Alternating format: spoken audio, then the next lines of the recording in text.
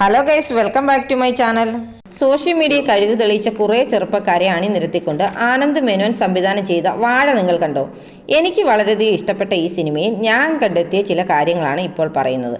ചിത്രത്തിൻ്റെ തുടക്കത്തിൽ ഇവർ തങ്ങളുടെ വാഴത്തോട്ടത്തിലൂടെ സൈക്കിളിൽ പോകുമ്പോൾ മോഹൻലാലിൻ്റെ ചിത്രമായ നാടുവാഴികൾ എന്ന സിനിമയിലെ രാവിൻ പൂന്തേൻ തേടി എന്ന ഗാനം കേൾപ്പിക്കുന്നുണ്ട്. നാടുവാഴികൾ എന്ന സിനിമയിൽ നായകനും കൂട്ടുകാരും ബൈക്കിൽ പോകുമ്പോഴാണ് ഈ പാട്ട് കേൾപ്പിക്കുന്നത്.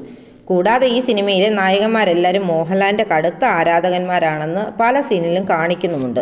അതുകൊണ്ടായിരിക്കാം മോഹൻലാൽ സിനിമയിലെ പാട്ട് തന്നെ ഇതിൽ ഉപയോഗിച്ചിരിക്കുന്നത്. മറ്റൊന്ന്, വിഷ്ണു വീടിൻ്റെ മുകളിൽ നിന്ന് ചാടി ഹോസ്പിറ്റലിലായിരിക്കുന്നതിന് ശേഷം ഹാഷിറിനെയും കൂട്ടുകാരെയും കാണിക്കുമ്പോൾ ഹാഷിർ കയ്യിൽ കിടക്കുന്ന വാച്ചിനെ തഴുകി എന്തോ ഓർത്തിരിക്കുന്നതായി കാണിക്കുന്നുണ്ട്.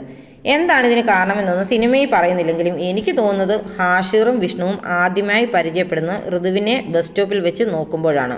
ആ സമയം വിഷ്ണുവിൻ്റെ കയ്യിൽ വാച്ചുണ്ട്, എന്നാൽ ഹാഷിറിൻ്റെ കയ്യിൽ വാച്ച് കാണുന്നില്ല. ഈ ബസ് സ്റ്റോപ്പിൽ വെച്ച് നടക്കുന്ന ഫൈറ്റിന് ശേഷം ഇവരെല്ലാം ഒന്നായതായി കാണിക്കുന്നു. ഇത് കഴിഞ്ഞ് കാണിക്കുന്ന സീനിലൊക്കെ ഹാഷിറിൻ്റെ കയ്യിൽ വാച്ചുണ്ട്. ഒരു കടയുടെ മുന്നിൽ വിഷ്ണുവും ഹാഷിറും സംസാരിച്ചിരിക്കുമ്പോൾ വിഷ്ണു ധരിച്ചിരിക്കുന്ന വാച്ച് ഹാഷിർ കയ്യിൽ പിടിച്ചിരിക്കുന്നതായി കാണിക്കുന്നു. വിഷ്ണുവുമായി കൂട്ടുകൂടിയതിനു ശേഷമാണ് ഹാഷിറും വാച്ച് ധരിക്കാൻ തുടങ്ങിയത്. ഇതെല്ലാം ഓർത്തായിരിക്കണം ഹാഷിർ വാച്ചിലേക്ക് നോക്കി വിഷമിച്ചിരിക്കുന്നതായി കാണിക്കുന്നത്. പിന്നെ ഒരു കാര്യം നിങ്ങൾ ശ്രദ്ധിച്ചോ? മായ എന്ന കഥാപാത്രത്തെ അവസാനം കാണിക്കുമ്പോൾ ആ കുട്ടി ധരിച്ചിരിക്കുന്ന ID കാർഡിൽ രേഷ്മ എന്നാണ് രേഖപ്പെടുത്തിയിരിക്കുന്നത്. എന്നാൽ സിനിമയിൽ മായയ്ക്ക് രേഷ്മ എന്നൊരു പേരുള്ളതായി പറയുന്നില്ല. അപ്പോൾ ഗൈസ്, ഇത്രയാണ് ഞാൻ കണ്ടുപിടിച്ച കാര്യങ്ങൾ. ഇനി നിങ്ങൾക്ക് എന്താണ് തോന്നുന്നത് അത് കമൻറ്റ് ചെയ്യും.